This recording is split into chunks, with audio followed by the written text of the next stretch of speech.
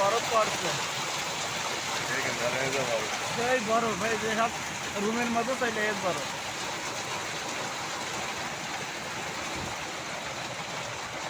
Direct বরফ পড়ছে।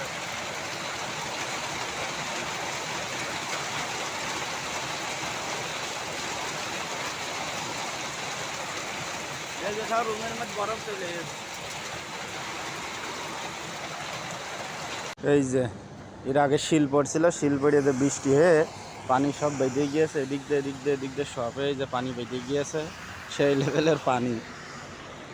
আর বৃষ্টিও হইলেও অনেক বৃষ্টি হয়েছে, অনেক বৃষ্টি হয়েছে। এই যে এই পাশ দিয়ে পানির স্রোত চলে যাচ্ছে। এদিকে বাইরের ভিউ এখন এরকম,